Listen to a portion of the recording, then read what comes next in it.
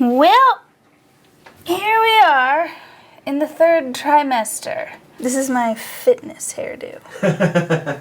Yeah, I can hear the 80s music when you do that. Things have started to slow down. I'm trying to keep on top of my workout routine. Timer now for 20 seconds of movement with a 10-second setup. Why aren't you doing it with me? I'm eating yogurt. By the way, the title of this is Advanced. Lunge position. Keep your weight. It's an advanced pregnancy workout.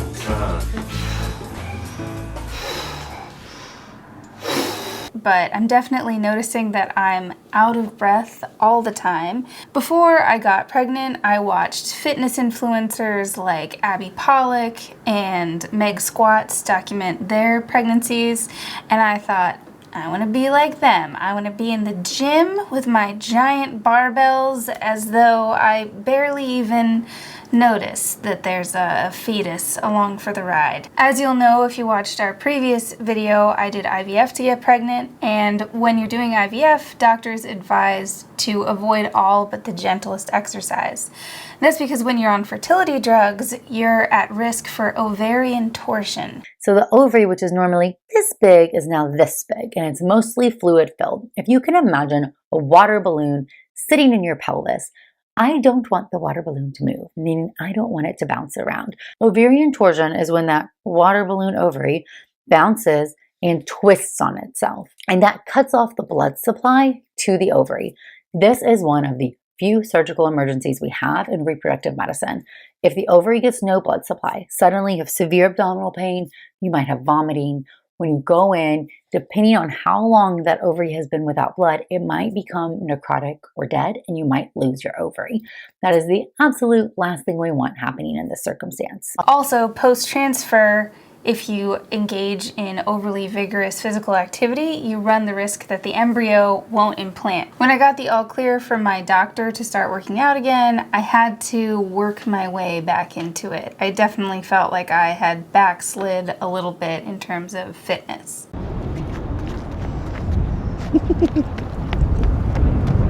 That sucks. Yeah?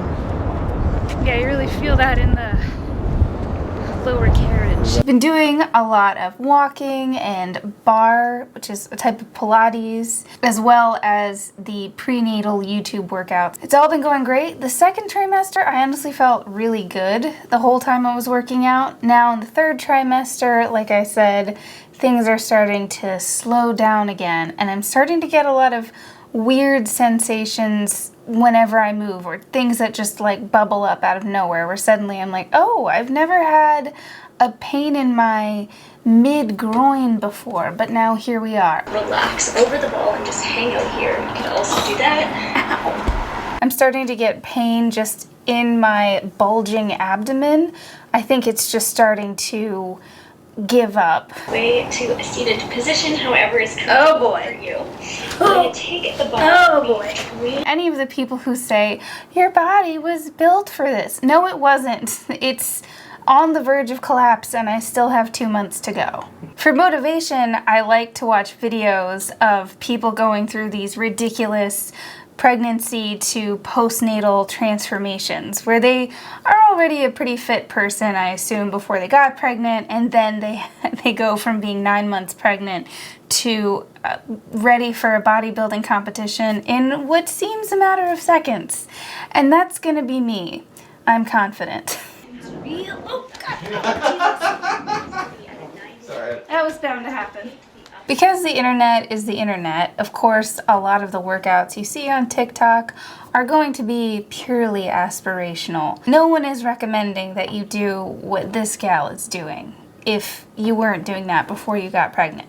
Because people do find it shocking still to see a heavily pregnant woman doing pretty intense exercises, fitness influencers do often get very stupid comments on their pregnancy workout videos about how what they're doing is going to harm their baby. New mother Sia Cooper also knows what it's like to feel the internet's wrath. Some of the comments that I've gotten, my baby is going to die, and my baby is going to hang itself with its umbilical cord. Stacy was criticized for being too in shape, getting called out for her six-pack stomach while pregnant. Somebody wrote she didn't let her body stretch for the baby to grow. She will end up with a muffin top and probably have to have surgery to correct it. Sarah's posts triggering a social media uproar, with people posting hateful comments like, "Where's the baby hiding at? Definitely not in her tummy."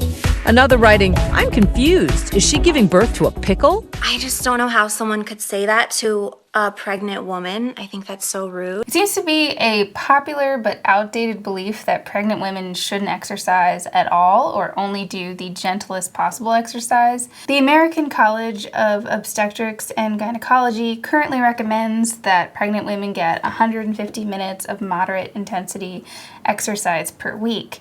Now, you may ask yourself, what's moderate intensity? Moderate intensity means you're moving enough to raise your heart rate and start sweating.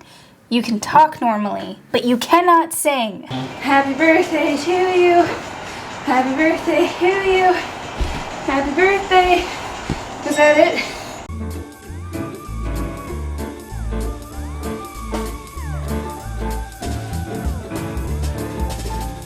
According to a lot of videos I've seen on TikTok, I should be avoiding the toxic influence of bounce back culture. The pressure to fit into your old jeans, to get back to your pre-pregnancy size, to have a flat tummy as soon as you leave the hospital.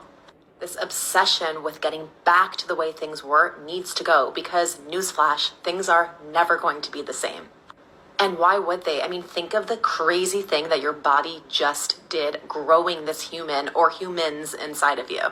Like, you just carried a whole human being inside you for 9 months, give or take, and we are expected for our bodies to go back to the way they were before, or even better. And it's just not realistic. We need to stop using the phrase bounce back after pregnancy. There is no going back.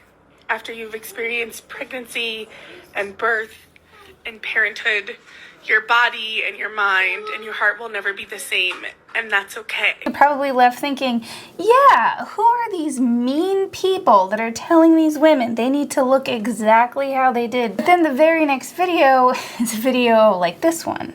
It's me, Jessica. I'm in here. I'm not denying that women face a lot of unreasonable expectations to look good and a lot of unwanted comments from near strangers all the time, no matter what phase of life they're in.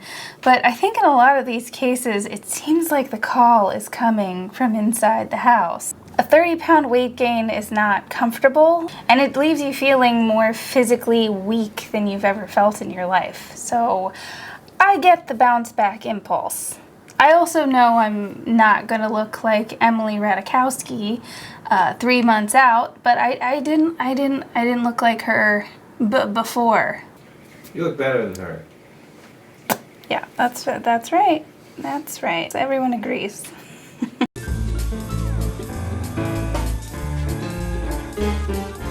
The idea of a crazy bounce back probably originates from Hollywood.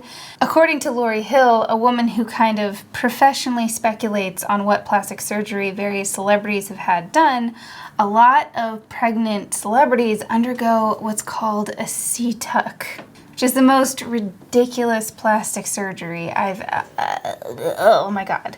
But let's get to the real reason why you don't snap back like celebrities. And here I submit to you the C-tuck. The C-tuck stands for cesarean tummy tuck. A C-tuck is when a woman gets a cesarean section and then undergoes a tummy tuck with additional liposuction to her stomach. And this liposuction to her tummy also gives her a head start on losing any additional weight. By the time your baby is ready to go home from the hospital, you're on the cover of Sports Illustrated, no problem. Let's talk about Heidi Klum. Heidi made headlines when she walked the Victoria's Secret runway show in 2009 after only 5 weeks postpartum. Heidi gained a reported 45 pounds with her pregnancy. This is Heidi while pregnant, and this is Heidi shortly afterwards. We see a completely flat tummy about a month after pregnancy, with no extra fat bulges anywhere. Considering that Heidi gained both a significant amount of weight with her pregnancy, seemed to have lost it in record time, as well as having an event that she needed to be runway ready for, all of these signs point to Heidi having had a C-tuck with her last pregnancy, not to mention her suspiciously round belly button as well. When I Googled C-tuck surgery, all I found was a bunch of plastic surgeon websites that were recommending against it. Basically saying that you probably weren't going to get the tummy tuck results you want post C-section because there's just so much going on, basically. And also, you put yourself at a lot of risk having back-to-back surgeries. C-sections are already pretty fraught with infection risk. Putting the two surgeries together obviously is going to make your recovery a lot harder. I feel like I don't need to work that hard to talk you out of getting a C-tuck. You know what's up. You wouldn't get it. You wouldn't do that. Come on. Also, it should be noted that Lori Hill's information sources are kind of hard to suss out. She has had a lot of plastic surgery herself, and she has access to insiders in the plastic surgery world and, I guess, Hollywood. How could she possibly know what they did? It could just be a combination of genetics and wealth, access to help that a lot of us don't have.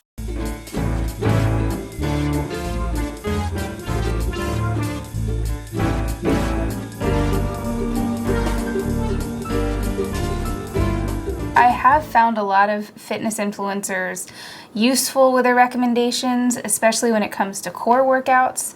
That's something that changes a lot when you're pregnant, especially as your pregnancy progresses and your abs deteriorate as the baby eats them, I think is what's happening. Moves like crunches, just a lot of sit-up stuff that you can't do because of something called diastasis, which is a thing that happens to more than half of pregnant women, I've read. Your abs, which have, two sides, separate. They just come apart like curtains. Another body horror that was totally unimaginable to me pre-pregnancy, but apparently it just happens all the time. And if that does happen, it can take a while to repair your abdominals, and it can leave your stomach looking very different post-pregnancy than it did before. Sometimes it heals on its own. Sometimes you have to go see a physical therapist. It's just one of those things. I think exercising in pregnancy is great because it makes you feel like, I'm gonna kick this baby's ass, or I can do anything. I don't know. It puts me more in that headspace, which I think is beneficial. But lying on the couch is also pretty beneficial. Look, I don't know what you should do. All I know is that I want to leave you with an inspirational montage.